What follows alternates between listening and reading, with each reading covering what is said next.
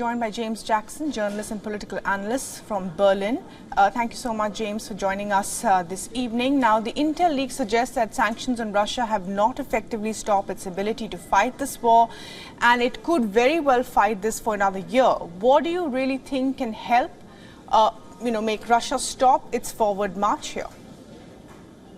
So I think it's important to remember that this leaked document, which was released from the Pentagon Papers, actually doesn't just talk about Russia's ability to wage war. These documents are just about the effects of sanctions. So actually, it doesn't say very much about Russia's military capabilities. But of course, it is true, and it is clearly the case that Russia's ability to financially fund its war has not been destroyed by even unprecedented Western sanctions, which means, in some cases, we might need to go further if we want to stop Russia's ability, because they are able to keep manufacturing and buying rockets, including drones from Iran, and they're looking at ammunition from North Korea. So Russia, of course, has managed to sanction-proof its economy to a much larger degree than we thought in 2014, since 2014, when the first round of sanctions started after the annexation of Crimea and two other eastern Ukrainian regions,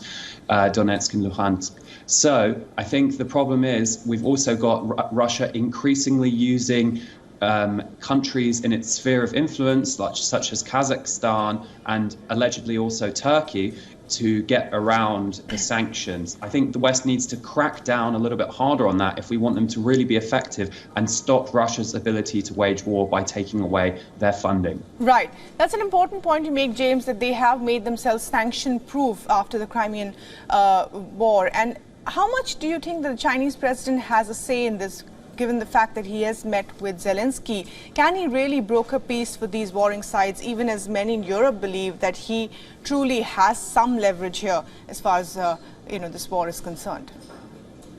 That's a really good question. I actually do think that the Chinese president could do a lot more if he wanted peace. But I think the fact that he's continuing to meet with Putin, in fact, increasing close ties, shows that he doesn't want peace. And that's the fact that he only recently spoke with Zelensky, despite being in close contact with Putin throughout the entirety of this last year, shows that he's not the right person to make a deal there. He's not someone who the Ukrainians can trust, although it is a positive step, of course, that he's speaking to Zelensky and that diplomatic ties are improving there. Actually, I think President Xi Jinping could end the war if he wanted to, because now Russia is almost a part of China's orbit. Russia has been so internationally and also financially weakened. Just because they can still make rockets doesn't mean their economy is in a good state. Let's remember that they are now being pushed further and further into China's orbit. And I think China's happy to be the big brother in this sort of relationship, the dragon bear, as they call it. Right. So obviously all of this depends on whether China really wants this war to end or not. James Jackson, thanks very much indeed for joining us this evening with your perspective. Thanks for having me.